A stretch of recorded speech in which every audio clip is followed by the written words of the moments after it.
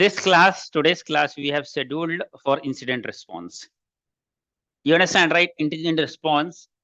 I mean, what we do on a daily basis means 24/7 as a SOC analyst, as a L1 especially. L1, L2s are mostly doing this activity. And this is the main activity for what purpose we have SOC team and for what purpose we have deploy SIEM, right? So incident response. So last couple of classes, we were talking about the correlation rules, right? Isn't it? So correlation rule, we understand to detect that to automate the threat detection activities, we create the correlation rule, right? So that we'll not have to monitor the base logs manually, isn't it? We have billions of logs coming in on our SIEM, right? So we cannot keep an eye on each and every log. We cannot analyze and we cannot, detect the threat manually. It will be very, very difficult.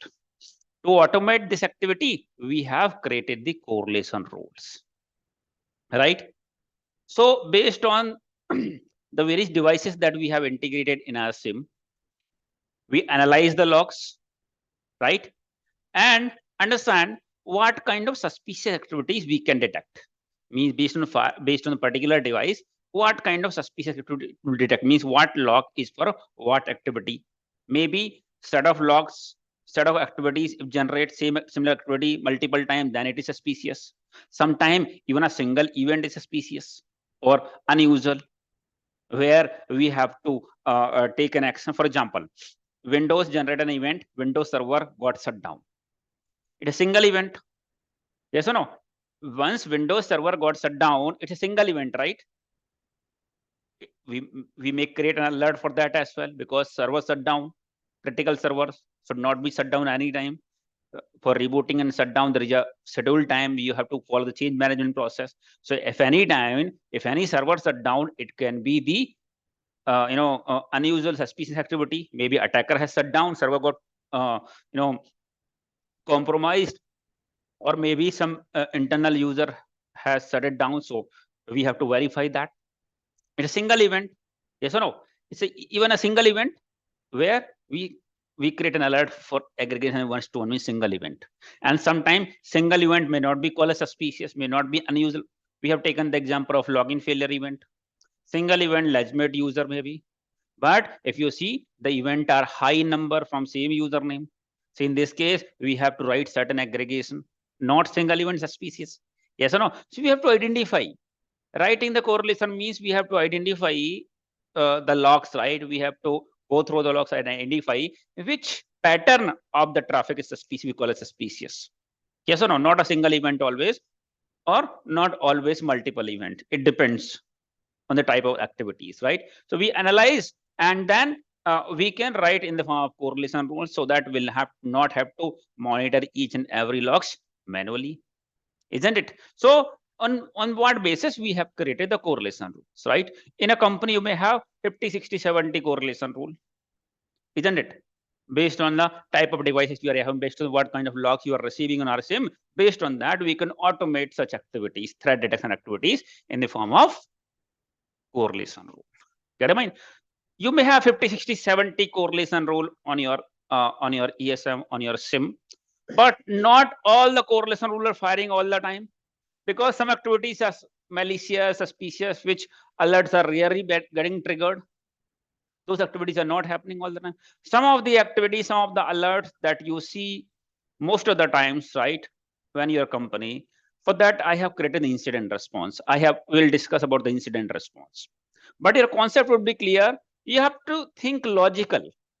You have to think logical means, if this is the alert, this alert is on which device, then what all things, what is the impact of particular incident, why the incident has been triggered, and what all things I should check to identify whether it is actually suspicious or not suspicious. Get I mean? If it is not suspicious, then what should I should close the case. If it is suspicious at the first level, then what action I should take further, or what action I can recommend to the respective team to take. Understand? Yes or no? So for any incident, so you have the real-time monitoring channel, right? That last time we have seen in 𝐓𝐫𝐚𝐢𝐧𝐢𝐧𝐢, you create real-time incident channel. where any incident trigger, you can see on the channel, which you monitor 24/7, isn't it? Real-time incident monitoring channel. Last time we have seen, right? As well as Splunk, we have inbuilt dashboard, where that also I have shown you last day. That means we do not have to create a channel. We have dashboard itself for the Splunk, where we can see all the incident of firing. Got it? That is, you see, this L1 monitoring work, operations work is almost same for all the same work. How we incident response we do on the 𝐓𝐽𝐳𝐷, same we do on the Splunk, same we do on the 𝐬𝐷A, same we do on the server. That's the reason at initial level, whatever SIEM you worked on, right, you may get the job in other SIEM as well, because this incident response functionality process will almost remain same only. Got it? In 𝐓𝐽𝐳𝐷, we got this channel we created and we see the incident. In Splunk, we have the dashboard. Again, we have to monitor the incident. Get it? The process is almost same, right? So creating the correlation rule, fine-tuning the rule that we have understood last class, right? These are the admin activities, right? So now today class, we talk about the incident response. That means once you monitor the incident, right, what action we have to take? Means how to respond those incident, right? SOC team is called as incident response team because action we may not have in our hand. Something is suspicious, we not have access to block it. We have to respond and assign an incident respective team, here in this case firewall team, to take the further action. That's the reason SOC team is also called as incident response team. So here we will be responding the incident, right?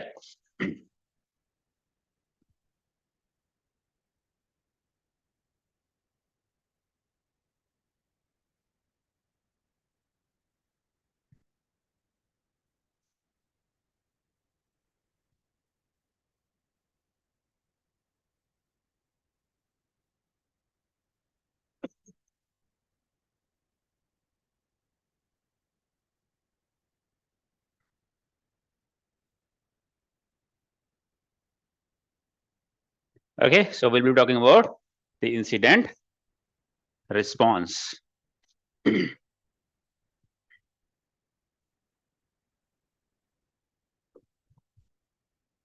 Very important session. Most of the L1 people, L2 people will be doing this activity. So I'll be sharing my screen. We have document also, but I'm not going to go through the document because document you'll have a whole process, and one of the incident will do it through documentation. Then rest of the incident I will discuss here. Then after watching the recording, you can note down the process. Okay, by watching the recording again, you can note down the process. So first incident I will take for phishing analysis. Somebody requested also, so please cover phishing analysis, right? So we will be deep down with example, this case, how to do the email phishing analysis.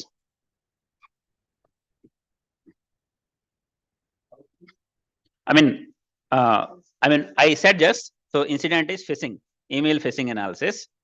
So the alert name will be, let me show my screen, then you will come to know.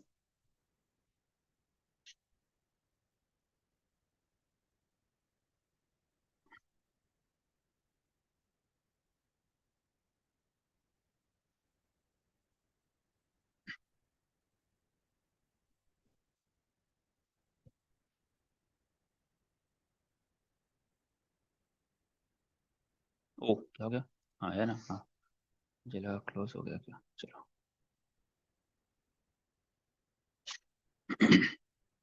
Document बनाया था मैंने, कहाँ गया? Incident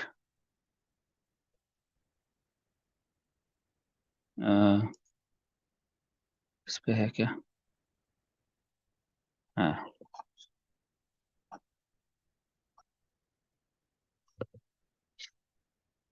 so this 10-11 incident I'm going to cover here, which you usually see in the company, right? Any SIEM tool you monitor, any SOC team is the part of. These are the incident which will be firing mostly, right? So what action has to be taken, right? End to end, that we will be, discussing here. The first case for alert name is possible phishing email delivered. Possible phishing email, right? So here end-to-end analysis will do. If anybody asks you how to analyze the phishing email, right? So end-to-end understanding you will be having here. So here we have to analyze if any email has been delivered to the user. That email can be a phishing email. Can be phishing email. Phishing email, first of all, let's understand what is phishing email. Phishing email is any email which have been sent to the end user, which may look like legitimate email, but the intention is bad. Maybe it has a link. Maybe email has a link where user may fill up the confidential information, proprietary information, some classified company information on the URL. It may look like legitimate, right? And it has the malicious link, phishing link, where user may end up entering some private, confidential, proprietary information. For example, you have got an email. Sachin has got an email saying that Sachin, the email is from IT administrator address expert Accenture.com, right? Where Accenture means it's not exactly it is ACETURE, right? But it will, you can generally see the name, right? See the name, not the email ID. Email ID is little hidden. Once you click on the email ID, then only you will be able to see the email ID. It will written IT administrator. You'll feel like Sachin will feel like it came from IT admin, because many of the internal email you get on a daily basis, it is written, Sachin, your network ID, your user ID is going to expire today. Reset your password right away. Otherwise, next 1 hour, your network access will be disabled. You see the name IT administrator. You feel like the email has came from IT administrator, and link was given below to reset the password. You clicked on the link. It asks you to enter your user ID, current password, and new password. Right? The link was phishing email. Once you enter your user ID and current password, that means your credential has been gone and submitted to the attacker. Email looks like legitimate for the user, right? And user has, entered some critical information here, the confidential information, which is your user ID and password. This email, a phishing email, email phishing, right? Another email is another malware phishing. Malware. In case you may receive the same email, similar email, again an email, but here you may have some attachment.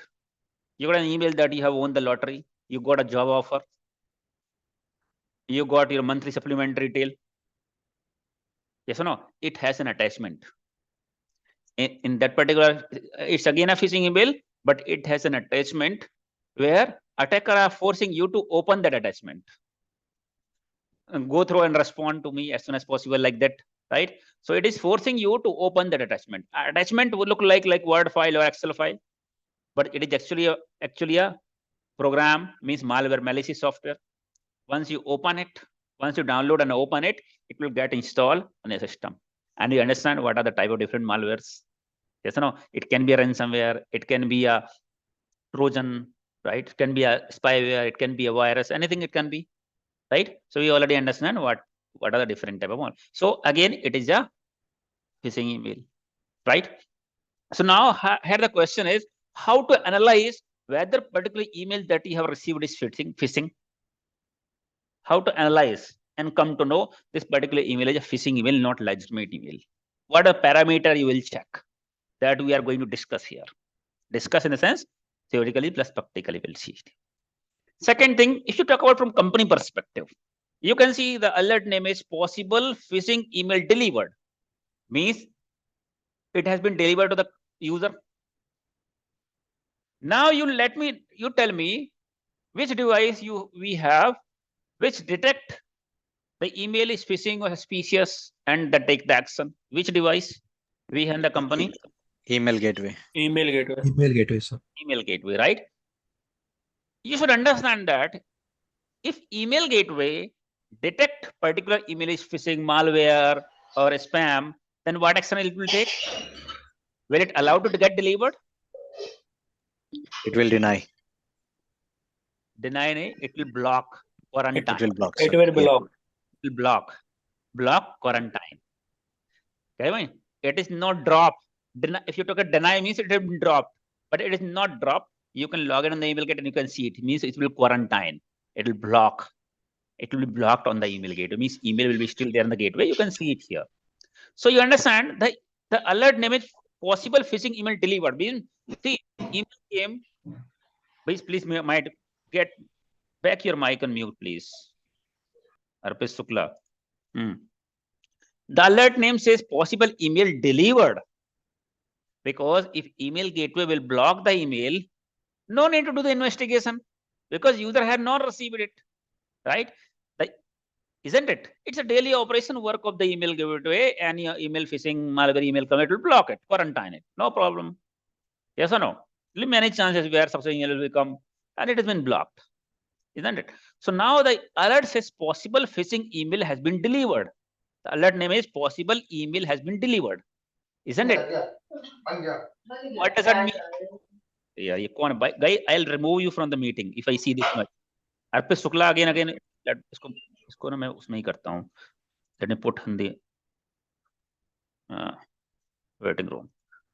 I muted him again. He unmuted. So what I'm saying is, I'm saying this alert has says possible phishing email delivered. That means it has not been blocked or quarantined by the email gateway. Why it has not been quarantined and blocked by email gateway? It was phishing email. It's saying a possible phishing email, and you may sometime investigate and it can be a phishing email, but it has not been quarantined by the email gateway. What could be the reason why it has not been quarantined? Signature not updated, maybe. Because particular email ID or whatever, on what basis, whatever attachment it is, or email ID, domain, IP address, right? It was not the part of ACL. That means it does not have signature. That means that is any email gateway was not aware this email is phishing email. It's a 0 day for the email gateway, isn't it? Firewall also check the IP address from the what email comes, right? Firewall also did not come to know that IP address is suspicious, it should block it. If bypassed by the firewall as well as email gateway, email has been delivered. Now, being a part of SOC team, how will you come to know? The alert says that possible email delivered. Yes or no? It may be alert, or somebody ask you, how will you, how will you analyze the phishing email? That is phishing. That means email is definitely delivered. Email is definitely delivered when the user. Now, being a SOC team, how will you come to know that user has received the phishing email? How did you come to know? User will inform that they have received some suspicious email. Sir, we can check the logs, email gateway logs. Right. One option is user, because we send do's and don'ts to user to make them aware about the cyber threats. We call it security awareness training, cyber security awareness training. Generally, we, being a part of SOC team, we go and conduct the security awareness training, right? Security team, to make people aware that do not click on unnecessarily phishing link, any link, suspicious link. If you receive an email, right, which look like not a legitimate email, you are not intended to receive, do not open it. Inform to the SOC team, report as phishing, report as spam like this. Yes or no? So one is user may inform you that they have received the email. If user did not inform and take some action, what will happen? Boom. If user do not inform to you and take some action, what action user can take to the phishing email? Means, I mean, they do not understand this phishing email. So what may happen? You will open the attachment. User They will He might enter his credentials. He might install malware. Right. User may download the attachment and machine will get infected with it as the attachment. Or user may click on the link and enter some critical propriety classified, confidential information. Means fulfill the attacker objective. Yes or no? Right. So first case, how will you come to know? Maybe user have informed you, who has reported you to SOC team that particular email is, it can be a phishing email. One reason. Second thing, we can also create a correlation rule to identify. Now, I cannot create a correlation rule based on my email gateway that, okay, device vendor email gateway and action is quarantine. Because if email gateway quarantine the email, no need to do any investigation. That's the operational work of the email gateway. Here, email gateway has delivered the email. If I create email gateway delivered the email, so bhaiya, all other emails also getting delivered. So this particular email I can detect maybe based on the threat feeds. Threat feeds or IOC, indicator of compromise, or threat feed means threat intelligence. Yes or no? We created one rule last time, successful traffic from blacklisted IP. Blacklisted IP address we have downloaded from threat intelligence companies. Similarly, email address and domain name also we can download from these threat intelligence company. Threat feed we can buy or we can free download and create a correlation rule for that. Yes or no? We can create, you can create an active list. We can create a list of domains or email ID, right? And we can create a correlation rule, device vendor, device product, email gateway, right? This is, we are going to data based on the email gateway, because email gateway only, because email will go through the email gateway only, right? So device vendor, device product, for example, you have device vendor Cisco and product Cisco iron port email gateway. Give the vendor, and action is equal to delivered. You have to check it out under which which field action being captured as a delivered. And if source user ID, email ID generally captured as under user ID, source user ID, from where the email has come, and when the email delivered, which user, it captured under the destination email ID. Get in mind? If source email ID is the part of this list, contains this particular domain or email ID, right? I should get an alert. If email has been delivered and source email ID is the part of this threat feed, means this domain list or email list, I should get an alert. Email gateway was failed and it delivered, but source user ID means email ID, the part of this list, will get an alert. So this particular rule we can create based on threat intelligence or IOCs. Understand?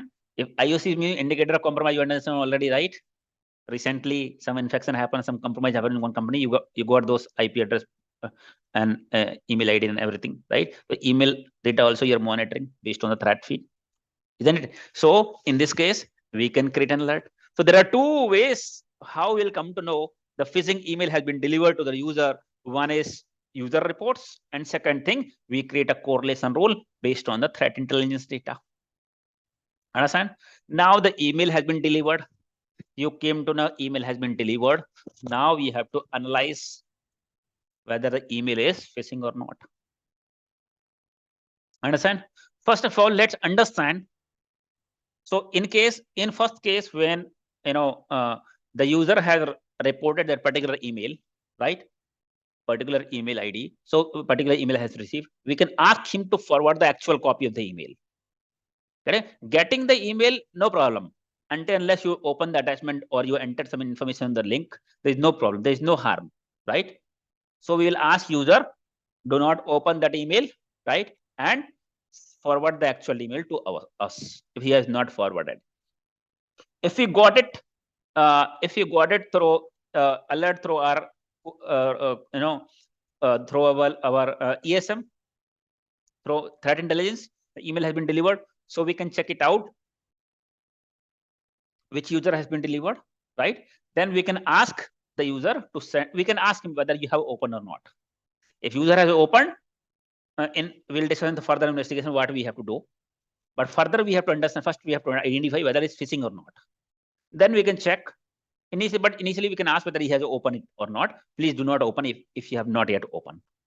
If he has opened it also, we are not aware as of now, right? Whether it's phishing or not. It may not be a phishing. But initially we may ask whether you have opened or not, right? Because if user has opened, we may have to do the investigation fast. Maybe machine is compromised, something happened, right? So we may ask user whether he has opened or not. But anyways, we have to confirm first whether it is phishing or not. Understand? In both the cases, when we get an alert also, we ask user to forward the email, because once the email has been delivered to the user mailbox, right, the email will no more be available in the email gateway. The email which have been blocked, we can download the email ID, and see the actual content. But when the email has been delivered to the end user, we cannot see. We can only see the logs from which email ID email has come, what is subject line, what is the attachment name, right? This all information we can see, but we cannot see the actual content of the email, what attachment the email gateway is having. We cannot get on the email gateway. We have to request end user only to forward the actual email. Understand? Understand? Parallelly, we can also run the report. We can also check on the ESM how many user has received the email. That's the only user, and some more user has. See, any incident triggered, that's the first investigation, that first action you take is to check the historical logs, to collect all data. Any firewall related alert trigger, check it out. Those are the only event for last, because alert trigger 1 minute, 2 minutes. Check last 24 hours, 48 hours historical event. How many event? Yes or no? That's the first point when you are doing the incident response analysis. We have to recollect the historical, historical detail, since how long this activity is going on, right? Whenever you are investigating any incident. Get in mind? In case of phishing also, once we come to know, right, parallelly, before we start analysis, we can also analyze and check how many users have received the same email. Understand? How many users have received the same email, right? How you can check it out? Whether that's the only user who received the email or some other user. How will you check it out? Where you will check it out? Through email gateway. By the email gateway logs. On the email gateway and exchange also we can check. Email gateway, exchange also you can check, right? Mostly we'll use the email gateway. So now, so what will you run? What query will you run? Source address, Destination user destination will use anything, and run for last 7 days or 1 month, whatever we need. Right. 1 month is a long period. Maybe 2-3 days, or maybe one week report also you can run. So you run the report for source email ID, source username, email ID captured on the user, right? Source user. So you run the report. Any email received, right? Source email or destination user ID contains this particular email ID, because might be possible that internal user also responded to a particular email, right? Isn't it possible? So we'll check it out if any email has been received or delivered to that particular email. Get in mind? So what condition is device vendor equal to, for example, Cisco email gateway you have, device vendor equal to Cisco, device product equal to Cisco, input email security appliance, whatever capture, right? And device action you have to check if email has been delivered, where them capture. For example, it is checking a device action delivered. Then source username is equal to this one, or destination username equal to this one. Run the report for 2-3 days or last 7 days based on username, right? You get the second thing. You can also run the report based on the subject line. May be possible that attacker using multiple email ID with same subject line. Your supplement has been delivered, or you won a job lottery, or job offer you got from different email ID. So you search, run the email gateway query, and check based on subject line. All possible ways you have to check subject line. Third thing, you can also check based on the attachment name. You check it out on the email gateway logs. Attachment captures under which field. Give the device vendor device product and attachment name. Get in mind? Maybe possible that it's being shared with different email ID, different subject line, but attachment name is same. So you can search based on the attachment name and check it out for how many user the email has been delivered. Understand? Parallelly, you already ask user to send the actual email. User now send the actual email. Like, let's follow the process. I have created a document for that. Let's follow the document. Phishing email, we will be doing the deep dive analysis. For other incident, I'll be discussing with you here, then you can write it after, because the process is very big and you may get confused while telling to the interviewer. So precise point I'll be discussing here, main point. Because the document that I have written so many all possible points, so may possible while giving the interview there are so many points you'll get confused. That's the reason the precise point which is the important we'll discuss here, that you can tell to the interviewer and you can note it down. Get what I mean? I was not having enough time to create a document, different document. That's the reason I'm not created it. But I'll be explaining you here. Once you watch the recording, you can create the point that you have to tell to the interviewer. Okay. This phishing email, you can see possible phishing email received by user or delivered to the user, right? This is the document that we are going to follow.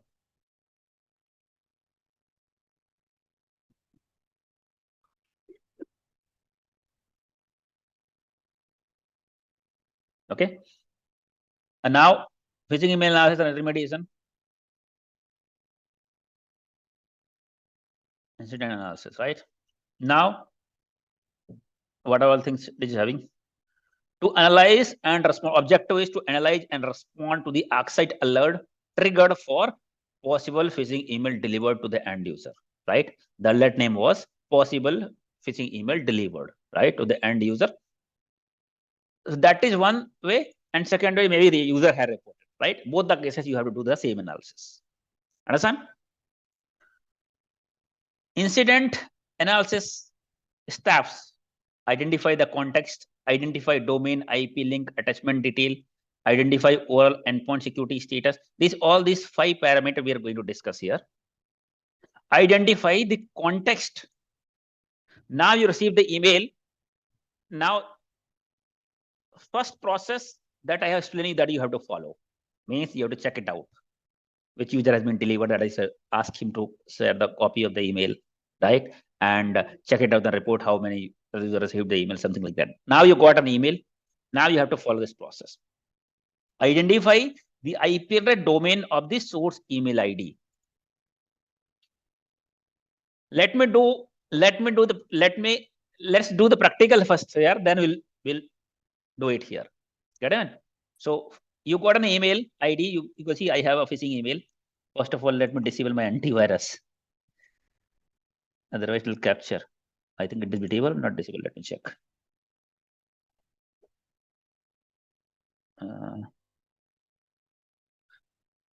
आगे antivirus कल disable किया था, disable है क्या? Real time protection, real time scanning it will do, right? So so that it will not do right now. That's the reason.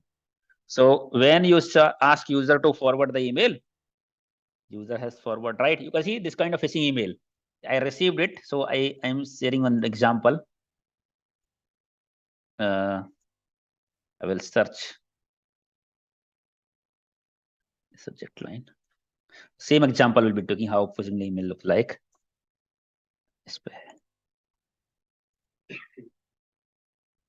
देखो ये email आया, देखो ये Emily has sent me an email saying that their customer, please acknowledge our request attachment, may supplement order. Let's open that email. What email it is saying? May supplement order, 4th May. Email came from doc@hardboard.biz, right? And it is saying, please acknowledge our request attached. Means she's asking to acknowledge. First of all, you will check, right, what is this inside, isn't it? Then only you will respond, right? So what do you think? Is it is looking suspicious or not? Yes, Suspicious. First of all, as an end user, you should see whether you are intended to receive or not. That is the first question you should ask yourself. You say monthly supplement order. Bhaiya, I have never done any order, right? Monthly supplement. So how can I receive the order detail? And please acknowledge asset attached. That is the first question. May look like legitimate, right? But the intention was, I have never order. I'm not intended to receive. I have never order. You should have a doubt in this email because we have never ordered this. that is what we teach to the end user. Do not open any email which you feel suspicious or which you are not intended to receive. So this case, देखो अभी suspicious नहीं दिख रहा है. She has not mentioned mental. देखो name रखा है Andrew and email है Emily N. That is one thing, right? And name is Andrew. Andrew has sent an email. He has not written much thing here, but the first thing is intentional. I'm not intended to receive this particular email. I should have a doubt. It can be a phishing email. Mail ID is also suspicious. So now we have to verify. We have to analyze whether this particular email ID is suspicious or not. Yes or no? Understand? So first of all, I can check it out from which IP the email has came from. Which IP the email has came from, right? It was written in the document also, right? This is the IP address and domain. Domain email ID is one, right? And domain is hardboard.biz. Domain address will get. Now I have to check it out which IP address the email has been received, right? Which is being captured on the header of the email. Email header. You understand, right? Header means control information, source and destination information. Yes or no? Once the email delivered to your Outlook, you can check the header, means source and destination information. So here we are interested to check it out, source IP address. Yes or no? So let's check how we can check the header, where we can check the header. So just open that email. Whatever email is suspicious, right, that you receive phishing email, open that email in the Outlook. Go on the file, then go on the property. Go on the file, you check it out, right? First of all, go on the file, then go on the properties.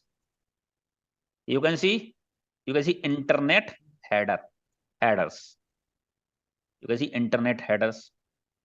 This particular things you may not understand properly because it is in encrypted format. Just Control A, Control C means select all. We are analyzing the header now to check it out from where the email has been received and where the email has been delivered. What is the IP address for header analysis? This is email header analysis, right? So there is a tool mxtoolbox, mxtoolbox.com, you know, right? mxtoolbox.com, you know, right?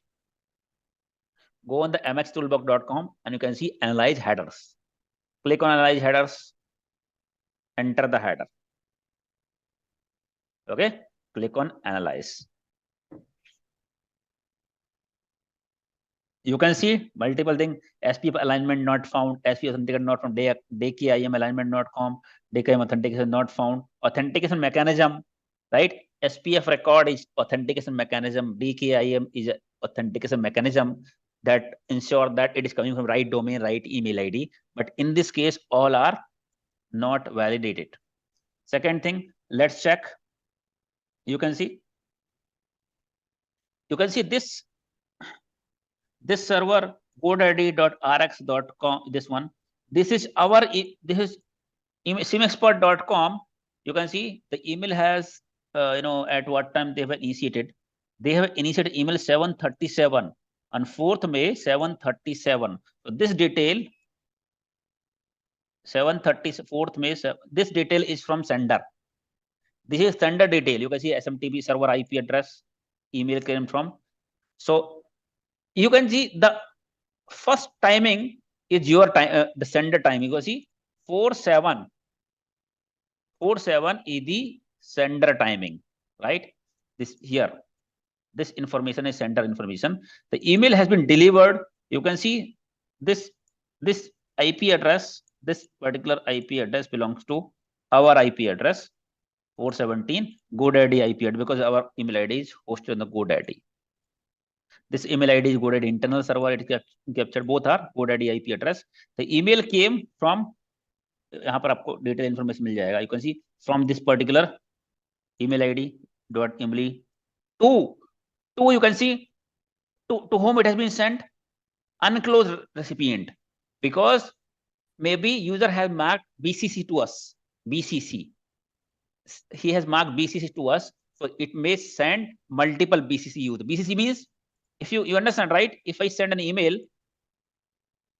कभी BCC किया है? Yes, sir. Yes, sir. Yes, sir.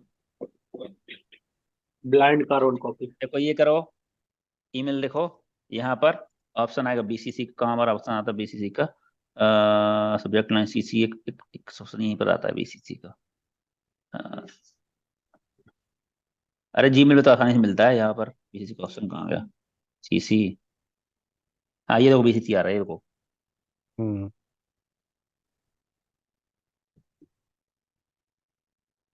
Multiple emails, you can write it BCC.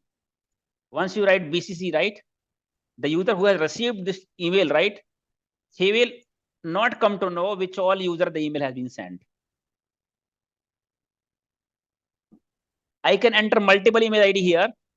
The user and user only will come to know the email came from training@SIEM XPERT.com, but he will not come to know apart from that, apart from you, anybody else also receive the same email. For example, if I mark CC,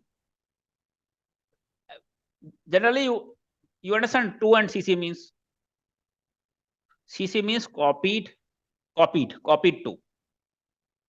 So what will happen is, for example, I am sharing, I want to send an email to Yashwant, right? But I also want to inform Sachin also other people, but action taker is Yashwant. Main target is Yashwant. So to, I will keep his email, Yashwant email, and CC, I will keep Sachin, Vidhi and other people, just for the information. If any email received by you, if you are not in to, if you are in CC, that means you don't have to take the action. It is just information for you. While the person who has marked into means he has to take the action. The email is intended, to him only. He has to take the action. He has to respond. Understand? CC means copied to. Understand? BCC. BCC means, so for example, if CC there are 5 email ID in CC, 2 you have mentioned 2 email ID in CC, 5 email ID. So what will happen is 2 persons are action taker, means they may have to respond, and 5 are just information. But either you are the part of CC or 2, everybody able to see who all people has been marked on this email. Everybody can see these 5 email ID and these 2 email IDs. Understand? Understand? Once the email has been delivered, any person marks on CC or 2, they can see who are 2 user, who are BCC user, which all people are marked on the email. If you enter any email ID and BCC, in BCC, what will happen? BCC user will not be able to see to whom who is the 2 user and who is the CC user. They will only come to know that you got a copy. Understand? They will not come to know who is the BCC. They will come to know who is 2 and CC, but BCC can be multiple user. For example, you send the copy, this BCC to 10 people. So they will not come to know, Sula will not come to know that this person has marked multiple BCC user. They will only see 2 and CC. They will not see the BCC user. Get a point? So when you want to send for multiple email ID, for example, if I marked here, if I want to send the email, I mark 100 user in CC. I marked 100 user in CC. Get a mind? As per CC, this will not respond. But if people will start, because the email is just for information to them. So information has been sent to 100 user, right? 100 user are marked on CC. If anybody respond, all 100 user will receive email. Out of 100 user, many user may respond. And all 100 user will start receiving so many emails. Isn't it? But your sender wants that if anybody respond, only receiver, the sender should receive the email, not other users. So everybody you can mark as a BCC. So if anybody respond, only sender means training@SIEM XPERT.com will receive the email. All other BCC user will not receive it. Get it? If you're sending 100, it's one information announcement to 100 user, mark them as BCC. So when they will respond, only you will receive the email. Other BCC user will not receive the email, because they will not come to know also whichever user are the part of BCC. 2 and CC user will receive the email, but BCC user will not receive the email. Just for the information to them, you can mark BCC. Understand? Clear this to everyone? Clear or not? Yes. Yes. Yes, sir. Okay. So, so now you can see this user has kept as BCC. You can see this particular attacker has marked as BCC. This is unclosed. You can see context unclosed, and we cannot see this BCC users also, right? If I reply all also, if I do, the email will go to the, you can see undisclosed user. I cannot see the email ID here. The email will not deliver to them, and email I can only respond to this particular user. But the email must have gone to multiple user because it is written unclosed. So it seems that we are the part of BCC. Understand? So now we checked. You can see the sender, this one, right? You can see MX toolbox. You can see received from this one, open.net received from this particular IP address, right? So that is the sender IP address. This is sender IP address. Client did not present a certificate by MSCN with ESMTP received from. Now this is the further IP address of receiver GoDaddy server. This is GoDaddy server IP address, right? So you can see this is particular IP address belongs to the sender, because first time it is started 47 is the first time, right? And came from this particular IP address, right? So this particular IP sender IP address, and these all SPF and authenticated. See, this is giving some clue that email may not be valid because all this parameter has been failed. DMARC, SPF, right? All parameter has been failed. And now let's check the reputation of IP address of the sender. We got the IP address of the sender, right? Let's check the IP address belongs to whom and what is the reputation of IP address, right? Let's check on the Telos intelligence. We have to verify multiple parameters to get concluded whether email is phishing or not. It's not always that IP address will be always suspicious. Maybe IP address is valid server, some server exchange IP address of somebody to whom which server it is using, right? You can see, check this particular IP address belongs to Gaborone, Botswana, and you can see sender reputation is good. Sender reputation is good, mean nothing bad, right? And it is not listed anywhere. Other one of the IP address, this subnet is blacklist 28 IP address is poor reputed, but this particular IP address is good reputed. We can check the it belongs to this particular location, right? That means by checking the IP information, we did not conclude it. It shows as good, right? So we have to do the further checks. So now let's check it out. Further checks means you have to check the domain. You have to check the whether domain is blacklisted or not. Domain detail, right? Domain is instabitch. Sorry, hardrope.bitch, right? You can check when domain was registered also. So let's check. For example, see, may possible that domain is not registered, domain is not blacklisted, but you should check when domain was registered first time. Because when you understand, right, you can buy the domain anytime using GoDaddy, Hostinger. You can buy the domain. Sometime attacker buy the new domain, register new domain, right? That time maybe it is not reported by any user, and threat intelligence company does not know that this is blacklisted. Yes or no? So we can also check the history of the domain when it was registered first time. First of all, let's check the reputation of domain in these tools. So here I can enter domain and check. I will check it out in multiple tools. This is showing us this domain is shopping related category, but it is showing us neutral. We did not get the clue. Let me check on the email mx.com also. Blacklistings. Multiple tools you should verify. Okay. Hardrope.bitch. You can this particular, you can see this particular blacklist showing us it is blacklisted. One it is showing a blacklisted. Let's verify with other tool also virus total.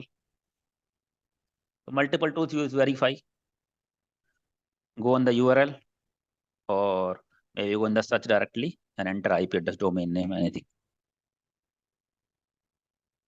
You can see this email ID, this particular CDRF is showing as malicious, and this phishing 2 blacklists are showing as this CDRF blacklist is showing as malicious, and Fortinet is showing as phishing. We got a clue, but just see, whenever we see, whenever we see many times the email ID is not blacklisted, or we do not get the clue that it's phishing, right? We check whether user are intended to receive or not. If user are not intended, we ask them to delete the email. Anything we are not intended to receive, right? We can ask them to delete it. I mean, after full analysis, right? But in this analysis, we can come to know two blacklists are showing us phishing. We got the clue it can be a phishing email because there are two, two blacklists showing as phishing. Isn't it? Let's collect some information now. Let's check when this particular domain has been registered. Domain detail, which company has been registered, who is the owner, and anything we can check. Where we can check that information? 𝐬𝐳𝐥𝐢𝐧𝐢𝐬.com. Who's my IP? Who's my Who IP? is? Who's mine? Who is domain Who is domain? tool. Who is domaintools.com? Who is domaintools.com? भैया रात रखना है tools के नाम. You have to remember these tools name. Okay. Who is domaintools.com?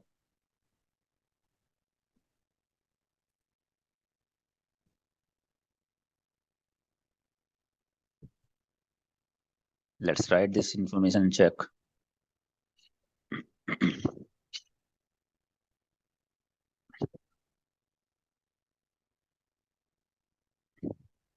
This you can see, this register is camstone.inc, and it is 2536 days old. मैं ना पिया P low नहीं तुम ही पियो मैं ना पी रहा नहीं मैं ना पी रहा न मैं पीने का नहीं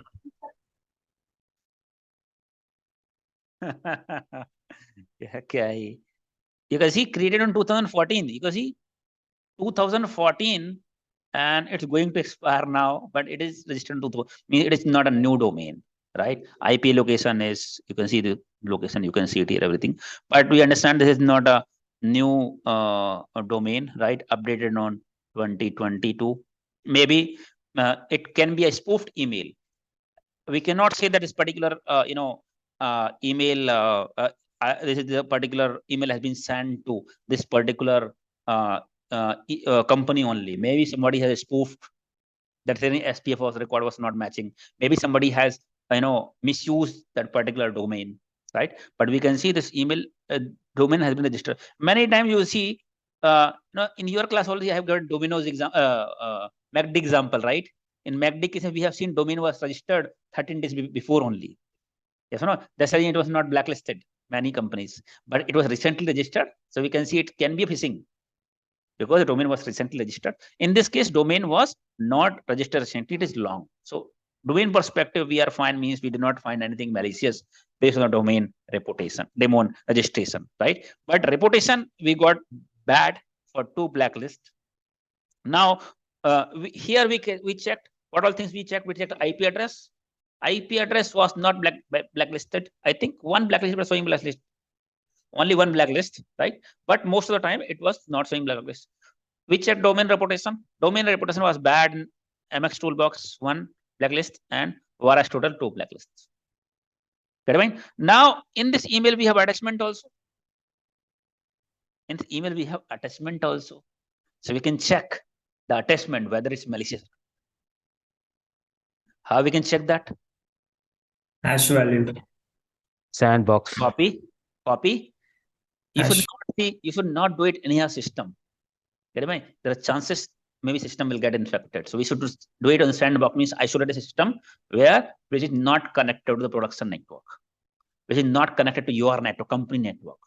Get it? Otherwise, company network, one system will get infected. Other system can also be infected by doing brute force. Attacker may enter inside already, right? Right now, I'll just copy it, because once you copy and paste, right, until and unless you do not open it, nothing will happen. Get it? So if this is a malware, if my antivirus is on, if antivirus has a signature, right, it will do the real-time scanning. Real time is as soon as new file will come in your system, it will do the scanning.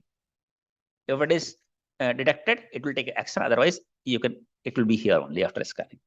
Right? Since I have turned off my antivirus, real time scanning is not yet done. Right? I want to check whether this file is malicious or not.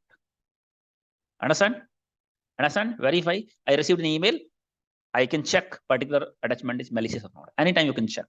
Just copy it in your system and upload it. But in company should isolate the system. Otherwise, if you make the mistake, double click, it will get open and the system will get infected. Get in mind? Do not make this mistake. If you're testing your system also, do not make mistake. You have to be very careful. Okay, let's upload on the VirusTotal. So where you can upload file and choose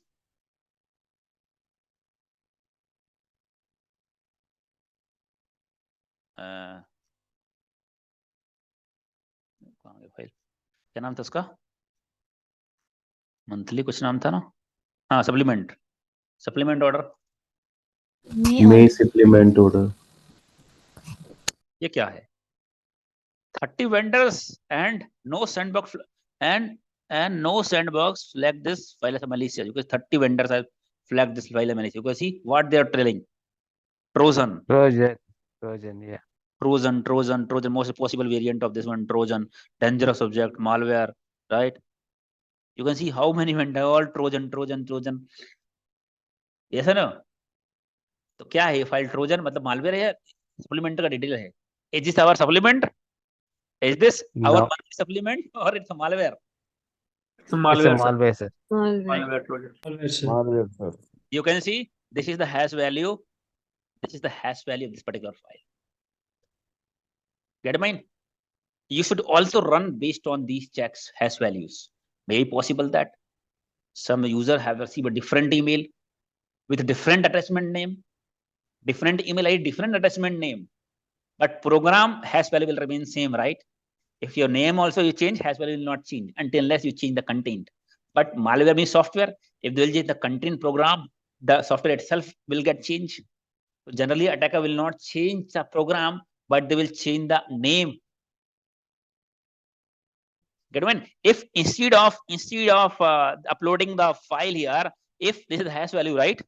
I would have directly enter the hash value, search here and enter the hash. Let's check now. You can see same result I got. Because that is a unique hash value of that particular file. Yes or no? Many of the company, when an interviewer asks sometime, if your company do not allow to, to upload the file to the VirusTotal because VirusTotal is third-party tool. So maybe sometime the particular information is not a suspicious, but it's company information, and you are ending up giving the company information to the VirusTotal, a third-party tool. Yes or no? So in this case, what will you do? How will you check the file on the VirusTotal whether it's malicious or not? Get the hash value Get and the upload the hash hash value. value. With the help Right. of In that case, locally, using your system only locally, you can extract the hash value of this particular file locally, and then you paste the hash value of the file to verify. You can understand, I just enter the hash value, I got the same result, right? We have not uploaded the file, but we have just entered the hash value. So how we can, you can see, this is by default, you can go on the detail, you can see, this is by default, it is showing YE, right? Short 256. YE, Start 256. SHA 256. By default, it shows here SHA 256. Get it? But there are multiple MD5 also. You have SHA1, SHA 256. These are multiple different technologies, different algorithm to extract hash value, right? MD file, you talk about this is the MD file hash value. So in VirusTotal, you can enter any hash value, either MD5, SHA1, SHA 256, anything. But by default, it shows in the top SHA 256.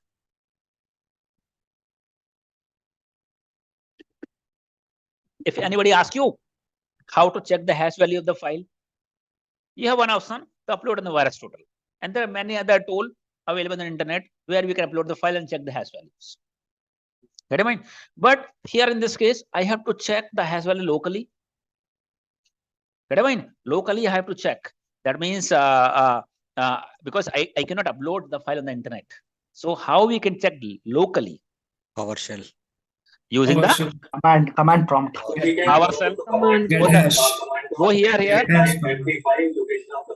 go to the search and type PowerShell. Okay, PowerShell. Type PowerShell. Then Get -file hash and the Get location. file hash. get hyphen file hash file File hash. hash then and location. Copy the location of the file. Copy the location location of of the the file, right? So how can I copy the location of the file? File Explorer. Or Property. you can go to the properties. Properties say Properties. you can Please. get the file location. Property. Property say properties. Then See users Lenovo Locations. desktop. User locations. नहीं उसमें ही है general. Location नीचे. इधर है Locations. See It's location. Location, sir. Yeah. Location. User set ऊपर ऊपर. Lenovo desktop. Yes. You can copy that location. कहाँ नीचे लोकेशन है? नीचे. Change के नीचे. Size, above size. हाँ ये Yes, location. yes, this one. Desktop, but you have to enter the file name. Okay, or you just copy it here, then enter the file name, or you can go in the file explorer. First File you have to change CD, change directory, and you need to go there. You have to go in the C drive, right? Then users, then I have logged in the Lenovo users, Lenovo, and then in desktop, Stop. and this file is there, the desktop, right? Monthly user. Then you have to enter the file name, monthly order supplement, right? This is the path. You can see this is the path. यही path आया है ना इसमें भी? Notepad में क्या path आया है? Same path. Same it is. Let's write Same. in the notepad. Let's write in the notepad. Copy नहीं हुआ था यार क्या? हाँ. Because it's same path, right? Either you go in the file and check the path, or you do it like this, right? Now, after that, I have to enter the File name. File name. देखो बहुत careful करके करना पड़ेगा. Right click and otherwise you write manually. Okay, do not make the mistake of opening it. ऐसा ना हो जब मेरे से open हो जाए.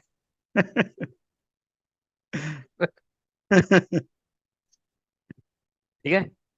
This is the path. Okay, so let's copy this. Will it work? No, it won't work. Why? You haven't given the double quotes in the file name. What I have It not, will consider as different files. what I have not given? Supplement order 04 में वो है ना उधर double quotes. Yes. And you have to change directory. You have to keep CD, I guess. Then? No, maybe it will work now. Yeah. No, it is not working. Why it is not So working? CD, instead of get file hash, take out that and keep CD, change directory. CD. And go to users, Lenovo, you already there, right? So desktop, CD to desktop. Desktop. CD to Lenovo, and after that desktop. तो file पे जाएगा. File extension, sir. CD desktop. .xls. अरे यार करो देखते हैं. CD CD Lenovo. Lenovo. CD Lenovo. Lenovo. Oh, then CD Desktop. Desktop. then CD बस है ना. No, just get file hash. नहीं कॉपी नहीं वहाँ करके देखें. नहीं वो पूरा निकाल दो. Remove उसके बाद directly name. Yeah. Directly name, you're right. Directly name. तो फिर पाथ देने में क्यों नहीं हुआ फिर? Double colon. Yep. इशू आ रहा है कुछ. कल भी इशू आ रहा था. .xls दे दो. Extension, sir. .xls.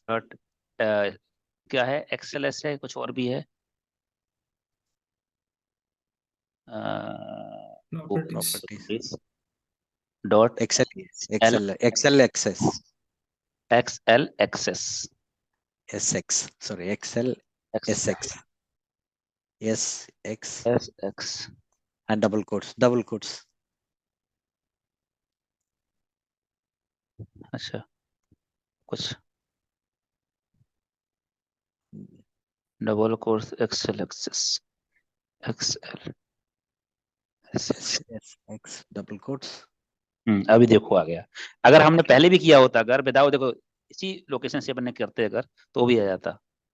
Problem was in I think Extension, I guess. क्या था, SXL SX. SX. प्रॉब्लम जो था एक्सटेंशन का था। बाकी because we are already entering the path, right, no need to go on this particular path.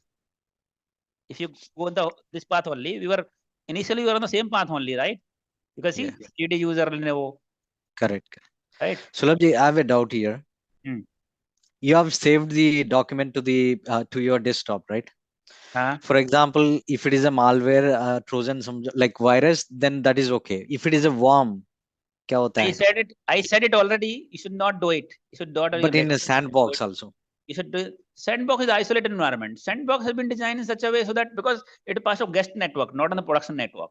And what is the use of sandbox then? Sandbox means you can even run the malware. Dynamic malware analysis we do by running the malware on the sandbox, right? So it is sandbox, no problem. It's a virtual machine. It got infected, scrap it and create a new one. Is there any alternate way to, any tool where we can directly upload that attachments instead of saving on the, desktop or our local PC? See, if you want to upload, then you have to keep it somewhere, right? The mail has been received on your local PC, right? You have to keep it somewhere, you have to open. But it's not a local PC, you have to go it on sandbox only, not here, the local PC. Okay, I'm doing it on local PC, there's a risk involved on that. Okay, so now you can see.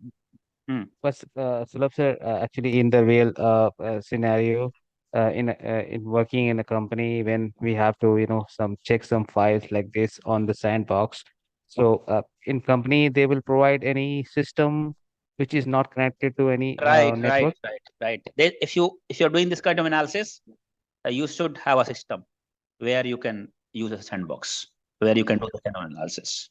But how do we open in sandbox? Is that we have to open our own email, right? We have to forward that email as an attachment. Maybe you can use Gmail ID, right? Maybe you can forward to the Gmail and from here you can download, or maybe some you can forward to your email ID if you have access to the guest network, right? It depends. Maybe Gmail an external email ID, or you may access the email your email ID also on the guest network.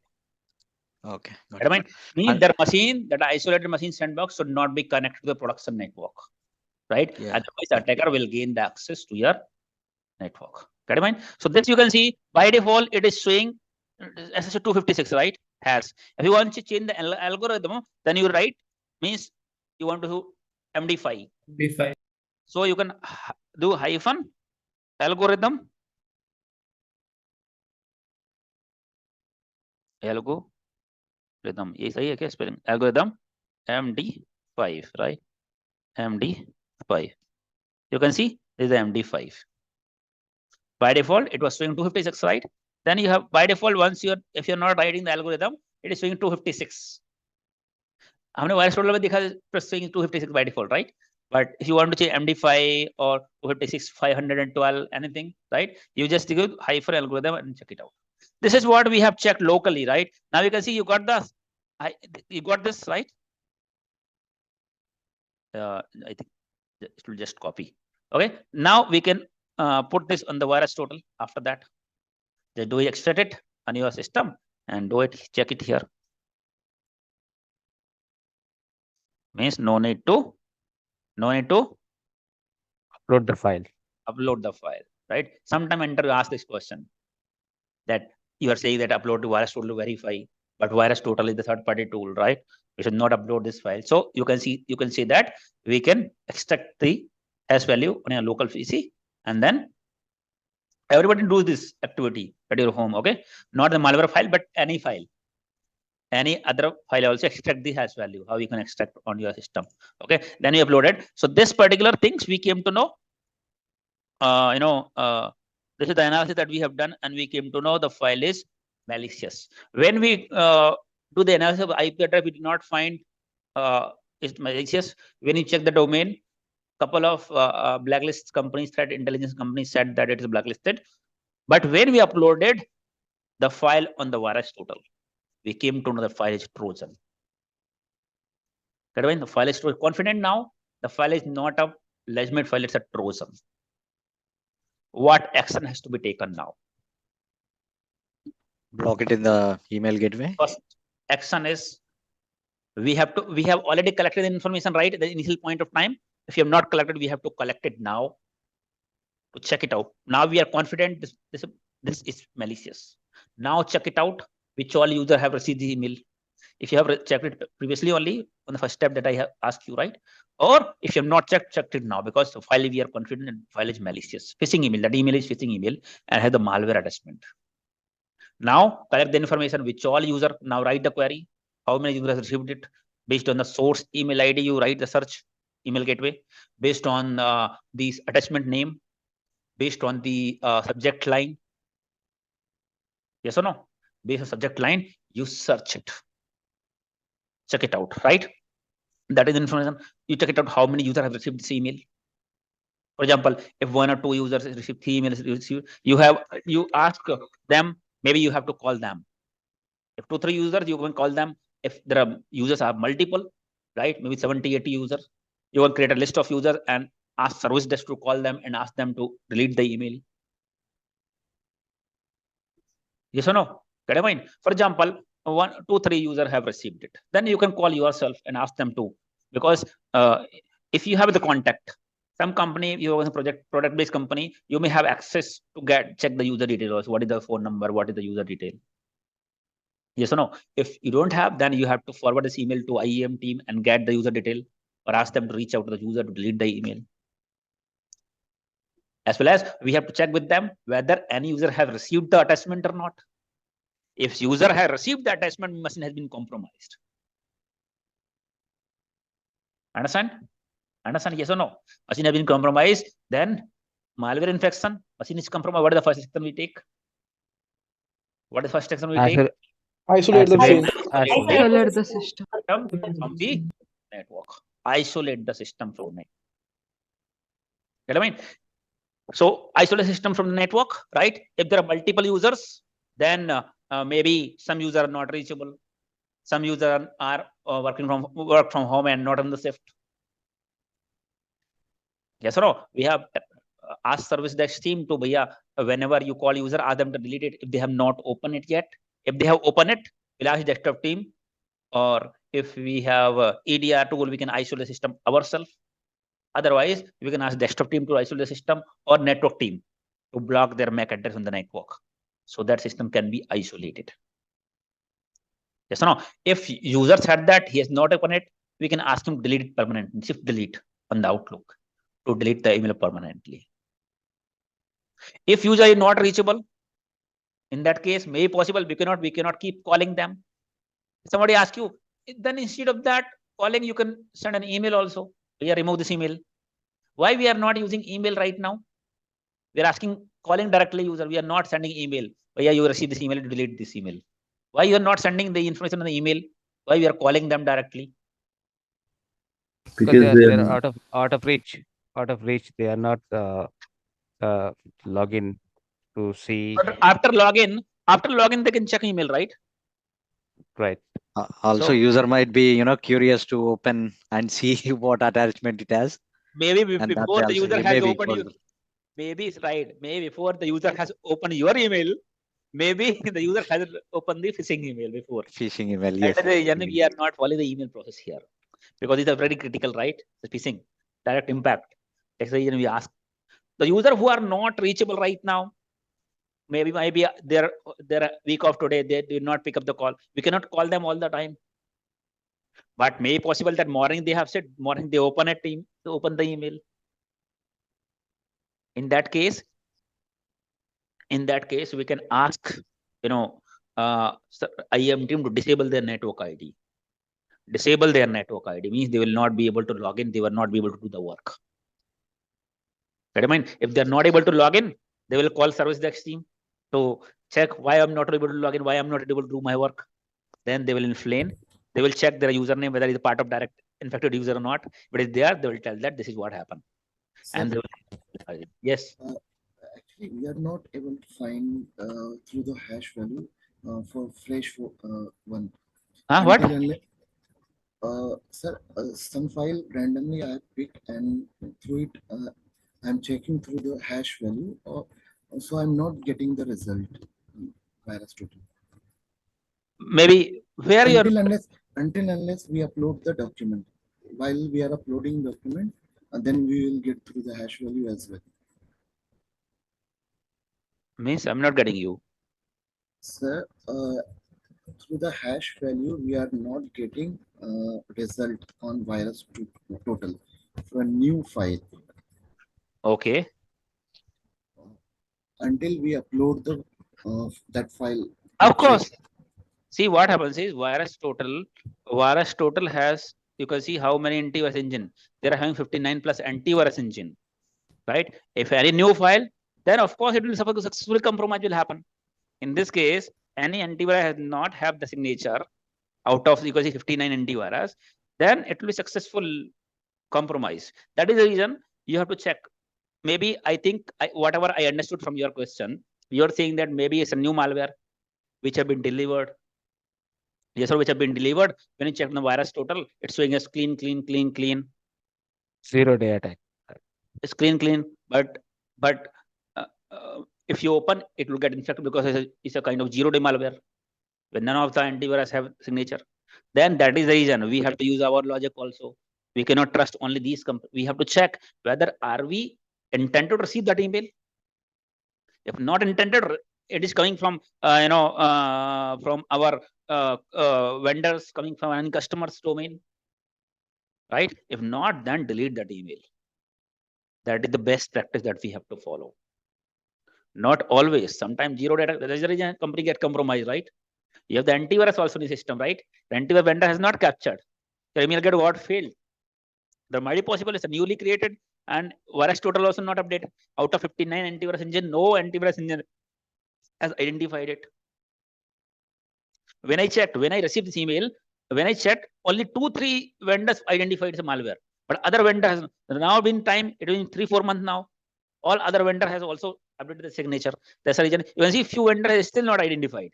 You see, अगर आपने ये company का antivirus लिया होगा अगर, if you have bought this company of antivirus in your company, has it detected? Not detected. Understand? No. It is what your question was, right?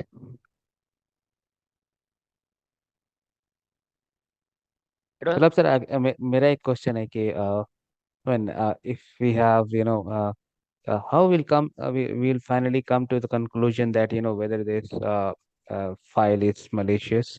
Let's suppose that out of 59 just 4 is showing as malicious and rest of them are it's all green, right?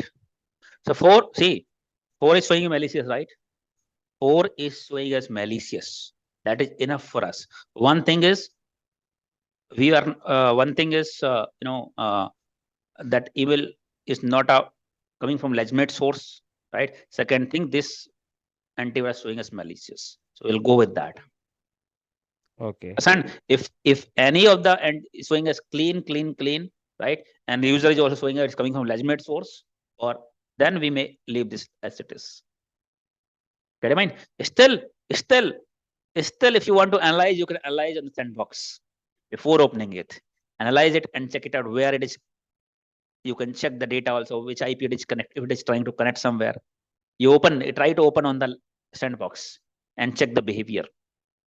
I mean, it's a deep dive analysis if you want to do, right? Deep dive, but generally the part of SOC team it is not required. But if you further want to do, get the malware on the sandbox, right? Install some packet capturing tools such as WireShark, run that file, open it, and check if it is trying to make the connection somewhere. Check the behavior. That comes under dynamic analysis. Understand? Clear? Okay. So this file you can see it is a malicious, right? So we have asked a user which have been used, which have been open it. We have done it, right? Now as an action point now we came to know this was all was malicious, and we isolate the system and we disable the network IDs and we ask the user to delete it based on the whether they have opened or not. Yes or no? Now as a further action to stop this activity for further users, we have to block the IP address in the firewall from where the email has came. We have to block the domain or email ID on the email gateway. Yes or no? Yes or no? Also, we can check, this one. What I'm saying is, क्या बोल रहा था मैं? अरे दिमाग से निकल गया. I was saying that एक minute. We block the email gateway and we will block on the firewall, right? उसके मैं क्या बोल रहा, दिमाग से skip हो गया. Understand? So we'll block on the email gateway as well as we'll block the IP address on the firewall, right? And क्या बोल रहा था, दिमाग से काम क्यों नहीं कर रहा है, दिमाग से skip हो गया. Blocking domain name also. Domain name or email ID you block on the email gateway only. You block it. After that, what you do? You have already isolated the system, right? Receiver mail also black now, sir. Huh? Receiver mail also black now. That mail. Receive mail means on the email gateway. Email ID will block on the email gateway. IP address will block on the firewall, right? Apart from that, the incident system will be raised now, sir. Malicious. नहीं, वो incident तो raise होगा. मतलब मैं normally process बता रहा हूँ. Of course you will raise the incident here, then only further what will happen means asking firewall team to block it all. It's a severity one. If depend the number of user, if 1 or 2 users, maybe it's medium severity, but if 60-70 users, it's a high severity incident. Incident call will be raised. You will create an incident detail report. You send to the incident management team as well to raise an incident call, bridge call. It's severity 1 incident, because multiple widespread impact severity 1, right? Then it has to be resolved on the call itself. They will coordinate with service desk to call user, and what the process will be, progress will be updated in every hours, every couple of hours. That I mean, it depends how many. If 2-3 users only, that's fine. May not be the incident. You have to create the incident, right? Inform your manager and everybody if it is big incident. 1 or 2 users infected, then it's a medium severity incident. You isolate the machines and block the IP address and all. Apart from that, apart from blocking it, you have to inform. You have to submit a signature. Submit this file to your antivirus team also. Antivirus means antivirus vendor. For example, you had Symantec antivirus, right? And if any of the user has opened it, means his machine got compromised. That means your antivirus vendor has not captured it. Yes or no? So, for example, 3 users received the email. 3 users received that email, right? All 3 users have not opened it yet. All 3. So you are not aware whether antivirus is capturing or not. Yes or no? If you can test it. You can test it on an isolated environment. You install your Symantec antivirus and run the file and check whether your antivirus capture it or not. If it is capture it, then you are safe. Don't need to disable network ID. Don't need to ask user also do not open it. If user open it also, it will get blocked by the antivirus. But the only thing is you have to ensure that all the antivirus client are up to date. Understand what I'm saying? All antivirus client signatures are up to date. If it is not up to date, may be possible that this is the part of latest signature and some of the users does not have latest signature. That's the reason it's the job of antivirus team to ensure that whenever they come into office, they're checking that whether all the clients are up to date or not. New signature release, they have to ensure the update of signature. Right? If my antivirus had not detected, you open the file, antivirus not detected, then you can submit that file to antivirus vendor. Get it? देखो Symantec antivirus का अगर बात करेंगे, Symantec file Symantec के नाम से हो गया कि ब्लू कोड? हाँ, Symantec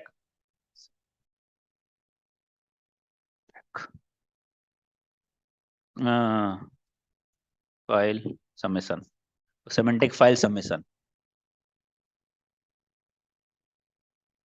Symantec को नाम लगता है ब्रॉडकॉम ने खरीद लिया अभी. Malware not detected. You can see, देखो ये सबमिट कर सकते हो. It is a malware but not detected. You can submit. If it is antivirus, Symantec antivirus, then you can submit it here. So upload a file, or you can upload a hash value. Upload a file. Upload a file. If it is password and enter the email ID and submit it. Understand? Sir, ये तो हमारा, I mean, this can be raised through our antivirus team, right? Antivirus means be a SOC team, you can update yourself. Antivirus team, maybe it's all a security team, right? Security team. Maybe depending on company to company, but this is the extent we can take. Either antivirus team can do that, you do this, no problem. Right? Because all are part of security team only. So we can update the file as well here. Yeah, this is the virus file and this is malware, but it is not detected by your antivirus. You can update it so that they can review. They will review. If they found it's malware, they will create a signature and update it. But malware, it can be the high priority signature. Maybe once update, within a few hours only they can update. Once will read the update, your antivirus team will have to ensure that they're updating the signature of all the clients, and all the clients are having latest signature. For example, you had 70 users who got infected, right? 70 users got infected. Many users are not open it, many users out of reach. You report to Symantec. Symantec has released the signature. You push the signature, all the machines which are live. So once they're live connected to the company network, if you open it also, no problem. It will capture by your antivirus. Once Symantec updated the signature antivirus name, you can check it and open the file in an isolated environment with the latest version of antivirus signature and check whether it's capturing or not. If it is capturing, that means you are safe. Now, no need to. You can ask them to connect to the network. Means you can ask them to, enable the IDs, because anyways, user will open and it will get captured by the antivirus. Understand? Clear this what I'm saying? Now you can do the further investigation also. You want to do further investigation, deep dive. See, I'm clearing the whole picture. May not be the company you work doing all the activities, but I am going you the whole picture. Whenever received an email, may be possible that user have opened that phishing email. Yes or no? Sometimes you are saying not received, but maybe it has opened, right? So while we are doing this kind of analysis, we can also check particular system detail. If any antivirus alert has been triggered for that particular user. For example, email received yesterday, but user report today. Yes or no? Maybe has opened yesterday. So further we can recollect some information. Is there any antivirus alert? Any malicious file detected by the antivirus for particular system in last 2-3 days? You can check it out. Yes or no? Is there any brute force related alert trigger for particular user who has logged in machine or particular system source IP? And what I'm saying?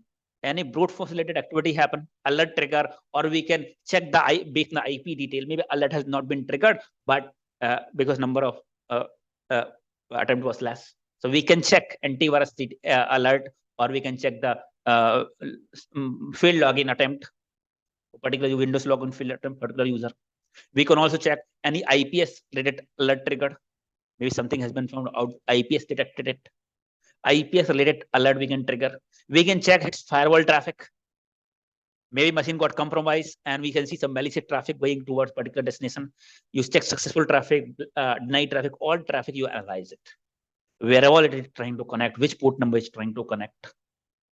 Okay, so maybe machine compromised and attacker doing some activity on that. Understand what I'm saying? You can collect this. If machine get compromised, attacker may try to do the brute force activity. Brute force activity means multiple login failure from particular source machine. Yes or no? Maybe it is a Trojan. Attacker has connected or trying to connect outside. Check the firewall logs. Understand? Check the firewall logs. Which port number, which IP is trying to connect, successful, denied traffic. Check it all. Take the antivirus alert. Maybe antivirus has detected anything. But maybe signature as per signature detected already. Check the antivirus alert as well.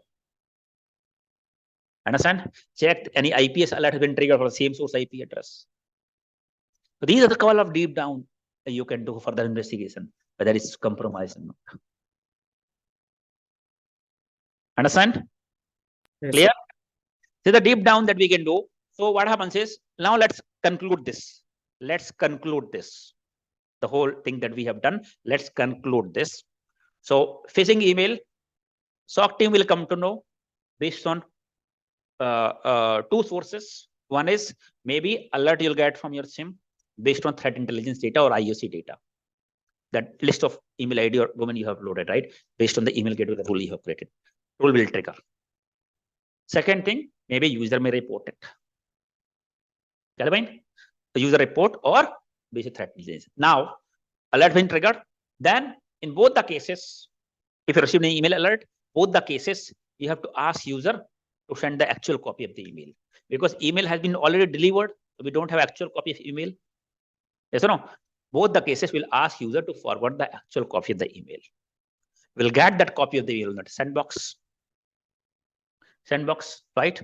Now, before doing the investigation, we will check it out. We'll ask user if the email gateway has triggered an alert. If user has reported it, maybe user has not opened it. But right now, if you get it through email gateway, maybe user has opened it. We ask user whether you have opened it or not. Yes or no? But it's open it, maybe we have to do the fast investigation, and we also must see if it is phishing email, right? So we got the actual copy of that email, right? And if it is delivered and user open it, we'll check whether you open it or not. Whether it's legitimate, is coming from any company email ID that you have conversation or not. If he's unable to identify, he's saying that yes, it's a vendor email ID or my customer email ID. May possible that it's false positive sometimes, right? We check with them. Or maybe he forgot that, whether he is open or not. Hey, maybe sometimes he forgot also. But at least we can get some clue what user is saying. So we'll take his concurrence also, whether you are saying it's coming from legitimate source, some customer, some vendor, like that. Now, after getting the copy, we'll do the further investigation that we have done so far, right? We check it, we do the error analysis and check it out from which IP the email has came. We check the reputation of IP. Then we check the domain reputation, whether any vendors are showing MX Toolbox, Virus Total, IP Void, Telos Intelligence, all. We check the domain reputation, whether it's blacklisted or not. Third thing, if we have the attachment, we scan the attachment. That means using the Virus Total, or if it is not allowed, then we can extract the hash value and we can upload it and check it out whether it's malicious or not. In case it is having URL, sometime maybe attachment, it does not have attachment, have the URL, then copy the URL and paste it on the Virus Total. Virus Total, you have URL analysis. Get it mind? URL, and check the domain of the URL also. You can check behind required also. You can check particular URL you have, for example, https://SIEMXPERT.com/this/this/. It's a complete URL, right? But domain will be there initially, SIEMXPERT.com. You can check the IP address of SIEMXPERT.com also. In MX Toolbox report SIEMXPERT.com, you check the IP address and you can check the IP address reputation of particular URL which have been given. So one question. Yes. In a email header analysis, SPF record and DKM record and DMARC record is there, no, sir? Right, correct. But in our case, all was not authenticated. Okay. So generally, one moment. Generally, the email that I have received, right? If we were having email gateway, the email must not have been delivered on the company, because as per the latest technology, DKIM, SPF, DMARC should be authenticated. If it is not authenticated, what is DKIM? What is spoof email? That I have spoof email analysis video I have at YouTube, right? I ask you to watch, right? These are authentication mechanism to ensure that email is coming from legitimate source, means somebody is not spoofing the domain. Yes, sir. In our cases, all was not authenticated, but we are not having the email gateway, right? They're using GoDaddy hosting system. That's the email was delivered that time. So my question is, what if SPF fail and DMARC fail? And if it fail, then as per the security, the email will not be delivered. If it is failed to authenticate, your email gateway or your will understand maybe it's a suspicious email and it will get quarantined. Then if user asks that it's a legitimate email system, then it will review and release it. And what about the return path? So return path. जो पहले मुझे complete करना दो यार. पहले I was concluding, right? Let me conclude first. Then you ask question. Okay. So then we do the analysis of IP address. We check the URL. If it is URL, check the URL, right? And check it out. It is malicious or not. In all the cases, you find it is malicious. found malicious, right? In our case, then you check it out how many users have received the email based on subject line, based on email ID, based on attachment name. Then after that, you have to check whether they have opened it or not, because it's the Trojan, right? Check it out if they have opened it, isolate the system from the network. Yes or no? And if we have not opened it, ask them to delete it. If they are not reachable, disable their network ID. Right? Further, you ask, because email is already delivered, right? But there might be possible that attacker may again target. For safer side, we will ask a firewall team to block the IP address, as well as we'll ask email gateway to block the email ID as well as domain. Complete domain itself will block it. Understand? As well as the machine which was which has been opened, machine, the user said that machine they have opened the email ID. We have isolated the machine already, right? But we can check the further checks. Maybe attacker may have done some brute force and got in some other system without email delivery. For that only we lateral movement. Brute force, right? So maybe it has come from some other machine, but the machine malware was not delivered, but it's still brute force. So we can check the particular machine we has received the malware and open it. We check all those antivirus alert. We can check the Windows high login failure attempt. We can check firewall logs, successful deny, on which port number it's correcting. It's all analysis we can do further. Understand? This is the complete analysis of phishing emails. Same it is written on the document also. I will show you. Yes, now you can ask the question. Yes, sir. That return path and return replay, is there any difference between return path and replay?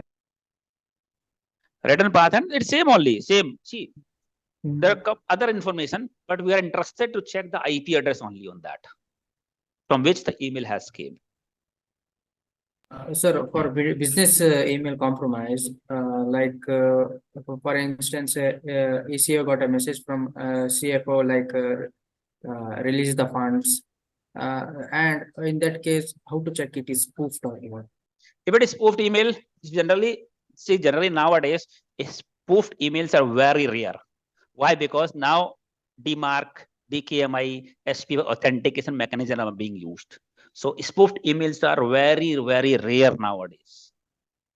But still, we make them aware, the users, that if you send the emails to share the credential or to fund the transfer, cross-check before doing that activity. Okay. So if you spoof email, you can easily identify the DMARC value will be different, SPF value will be different. SPF means whenever, मैंने उसमें video में बताया, इसलिए वो session बहुत लंबा हो जाएगा. अभी तो इंसिडेंट रिस्पांस तो हो ही नहीं गया, बाकी चीजों का एक ही हो पाया. We took the full time. Phishing email was very important. That's the reason I give some more time to do the analysis. But now SPF record, for example, SPF record means nominating the IP address, nominating the SPF, that whenever anybody send an email with a part of SIEM XPERT, this particular SPF record will go along with that. For example, from a company network, if I'm authorized, if I'm sending the email, this is the IP address of my SPF. And along with this email, this is the IPF record will go. And as per the DNS, because SPF record is recorded in DNS, Accenture also will know SIEM XPERT is having this particular SPF record. If anybody is spooking the domain, they can use the domain, but they cannot spook that SPF. The SPF record will be different in that case. My Accenture email gateway will identify email from SIEMXPERT.com, but what is the SPF record? What is the DMARC record?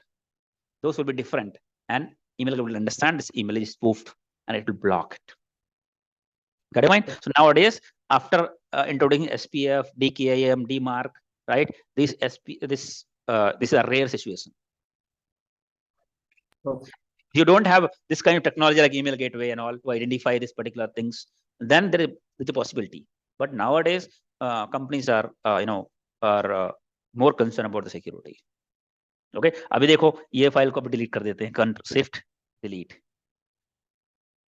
अभी I will enable this real time. Your screen is not visible, Sulabh. अच्छा, screen is not visible. Such a moment. I have just you can see I have just deleted that file, right? And I am turning on the real time scanning, right? अभी वो file को paste करके open करते हैं. नहीं, face ही करते हैं. Real time scanning will do, right? Without opening.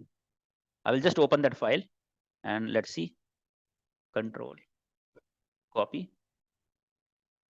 ये तो कॉपी करने पहले वो कर लिया. Defender into the fund threat. You can see I just copied, right? I was supposed to paste it here and got the alert. Defender has found an alert. Hello, sir. Now I'm not able to copy and paste.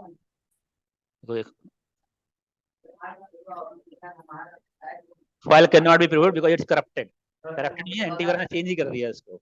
Antivirus. Yeah. I mean, your file works. I mean, antivirus is already blocked it. Quarantine. The file has been quarantined, right? As per antivirus, the file is not showing the detail itself because antivirus has already. देखो अभी open ही नहीं हो रहा है अभी ये. Antivirus is not allowing to open. देखो change कर दिया file. Has changed the file now. You cannot open. You cannot copy. देखो file ही change कर दिया अभी देख रहे हो. So because the antivirus has a signature. Antivirus has the signature. Is not allowing to open now. As per the real scanning we had allowed, right? कुछ नहीं हो रहा. Copy paste ही नहीं हो रहा file. Try to do save as. Save as also भी नहीं होगा. अगर होगा तो file change हो गया already. ये देखो Defender found the threat. चला गया file. वो देखो save भी नहीं हुआ. It will not save because it will not let you save into your system.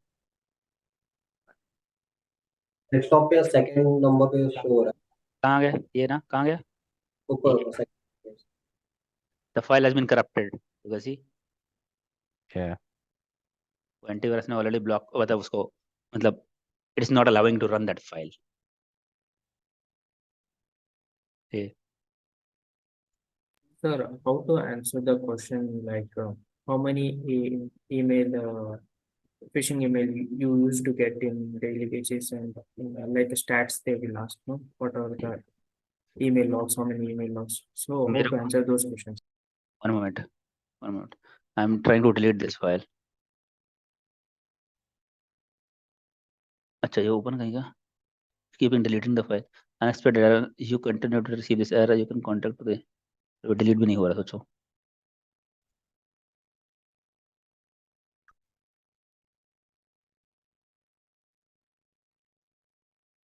आपने वो ओपन किया हो ना, क्लोज कर.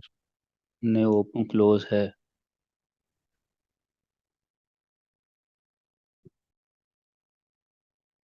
देखो operation did not complete because the file contains a virus or potentially unwanted software.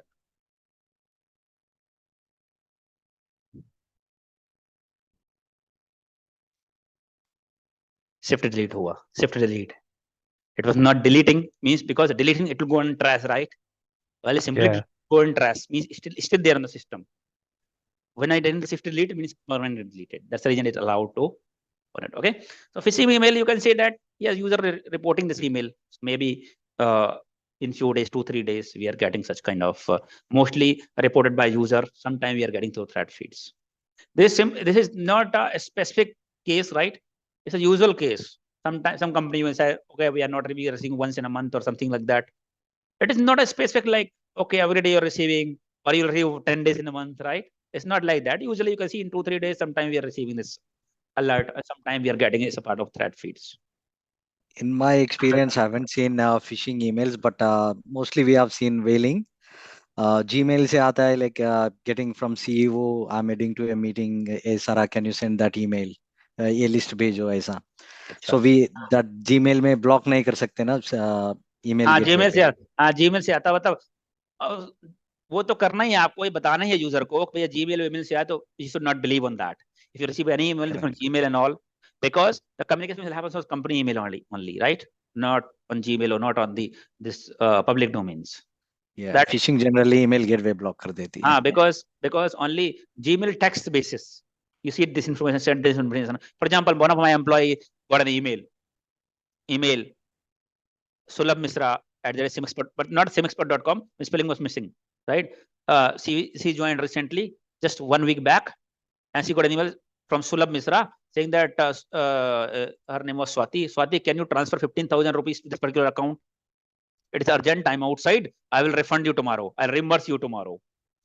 This kind of email she sent from Sulabh Misra email ID. She was checked. She was not aware. She was not a part of. She was part of digital marketing team.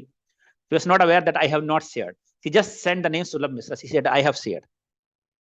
She asked in the meeting, sir, in the evening, sir, I was doing some work. I have some bank problem, something like that. I will transfer it in the next 1 hour. I said, what you are saying that? What transfer you will do? Then I realized she said that you sent an email to transfer the fund. I said, I never said that. I asked the email and I came to know.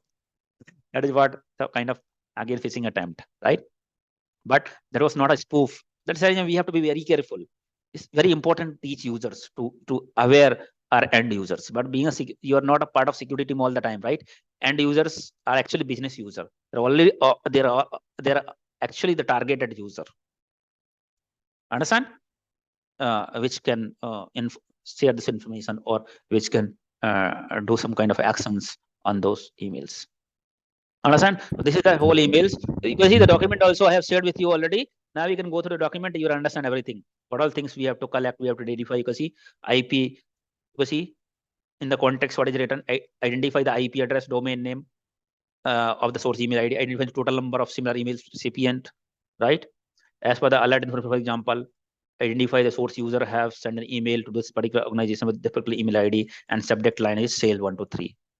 Right? As per the alert, it is identified that 2 other users have got the email ID or same domain. So example, identify the domain IP attachment detail, Talos intelligence. So this all the this is gone from the market now. Sorry, one moment. This the URL that I have written on the document, right? This is no more working. This URL is not working. Talos intelligence and virus and other things you can check.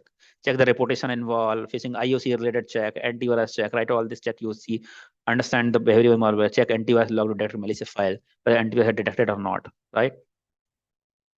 Sample observation. In one of the case we have taken as per the antivirus, reputation bad, FIS total, IP is involved in having the reputation. In our case, also same, right? Malicious. As for this attachment malware, ABC was found, vulnerability and all the things. Then identify overall endpoint security. You check it out. Latest antivirus not updated, antivirus updated or not, right? Identify same system was infected with malware. Check it out if any other malware has infected with system. Antivirus alert also you check. Check out our process created, registry created also we can check.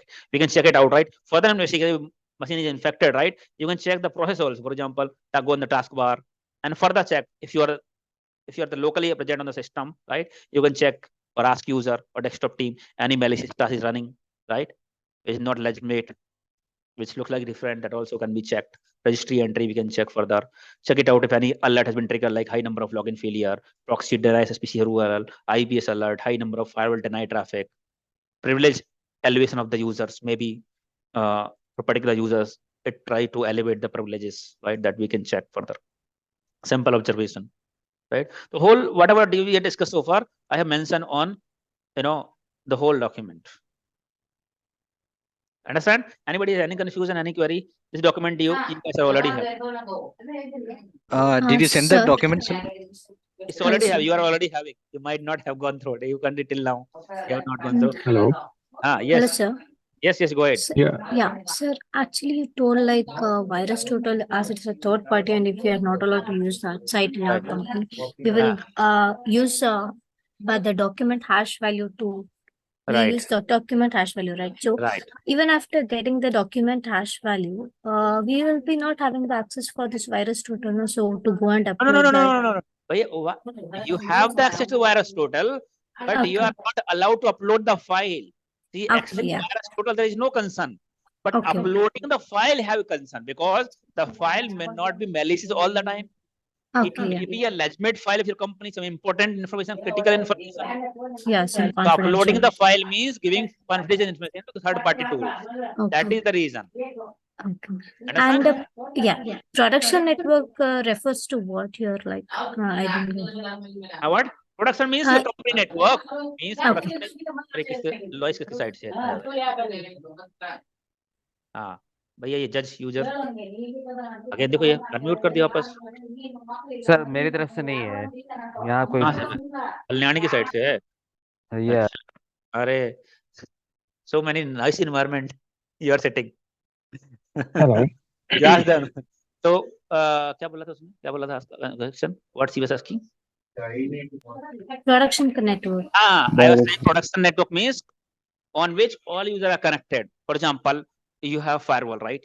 In firewall, there is a network where all the users are connected. Switch connected, then multiple user, business user, all are connected.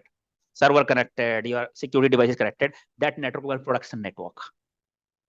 Apart from that, in firewall, one port is completely isolated, which does not have connectivity to all other different users, right? That we call as isolated environment. So we'll have a system, some system will be completely isolated. There won't be any connection with your users, business users, servers. That is isolated, different network, guest network. And for example, I am user, I can connect to your computer, right? Take the remote access. I can take the remote access, or I can access the server. That is a production network, mean company network where business users, servers, all are connected. You call production network. Clear? Hello. Yes. Yeah. Could you please come again with this three terms: SPF, DKIM, and DMARC, sir? These are authentication mechanism. If you watch my video, I have explained you. The video is there, spoofed email analysis video. Email spoofing analysis, right? On explaining you what is SPF, what is DMARC, DKIM, I explain you on that. Okay, that is the authentication mechanism to identify the SIEMXpert.com. The email has came. It is sent by SIEMXpert.com only. It is not the spoof email. Spoofing means somebody else use your domain to send an email ID. The email came from sulabh.mr@siemexpert.com, but Sulabh has not sent. Any person from SIEMXpert does not send. Somebody else has spoofed the email, means hijacking your domain and sending the email. Understand? So the authentication mechanism is SPF, DKIM, DMARC, using which receiver can validate whether it's coming from SIEMXpert.com only or somebody else has misused. Okay. Thank you. Hello, sir. Yes. So system resources are full, sir. We are unable to practice. I know that. I'll fix it today. I know that ESM has issue. I have to fix the resource. Sir, one small doubt, sir. Yes.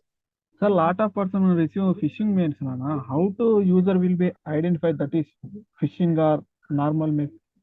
That is what we have to Any tool will be used, sir, in company side. By a tool, you have email gateway, right? You have antivirus. Tool we are using, definitely, but 0 day you will not identify, right? That is the reason we have to make them aware. The users. Just only, sir, just only awareness. Any tool will be. Tools, how the tool will identify? Based on signature only, right? The company will understand based on signature, based on behavior, right? If different behavior, different signature, new signature will not be able to. So you cannot always rely on the tools, right? Human beings should be aware enough. If tools can do everything, then company will not get compromised. And almost 90% of the attackers should stop doing hacking work, because every company will have the tool, right? There are chances, new malware, new program.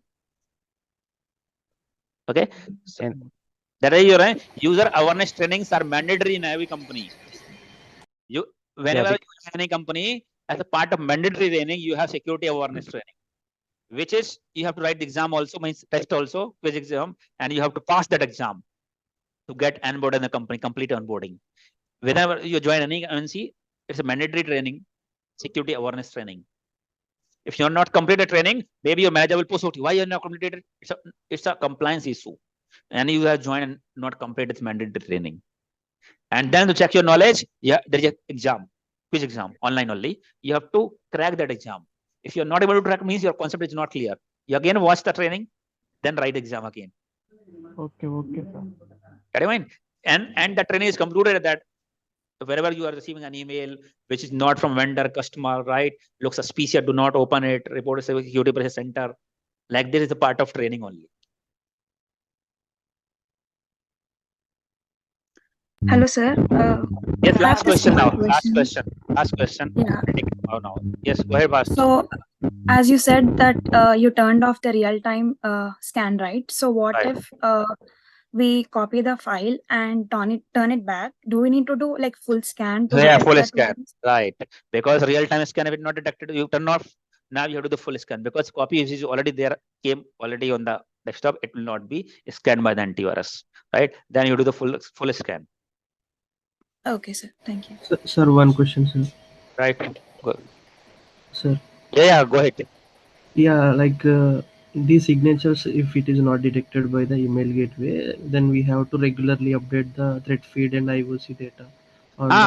Apart from email gateway, we are updating signature, but maybe possible that using Cisco email gateway, email gateway has not identified as a malware, right? That is when you have the antivirus also. Email delivered, antivirus will detect it. Apart from that, still we are using threat feed because threat feed we are intelligence we are getting from different companies, right?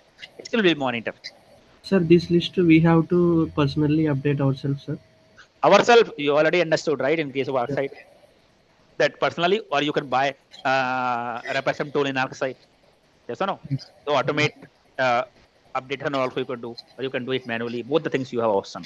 Yeah, this is the only case where it is not detected. We have to update ourselves. It's not detected. Very possible that email has been delivered. User has not opened it. Yeah. But still will get the alert. Yes or no? Maybe possible that user opened it and got detected by the antivirus also. But email gateway definitely allowed it. Okay. Get it? Because we are not getting the case alert for block case. We are getting the alert for delivered case, right? Yes. So threat feed. If email coming from threat feed, threat intelligence data, but it is blocked by antivirus, no problem. Blocked by the email gateway, no problem. Because email already blocked it. No action required.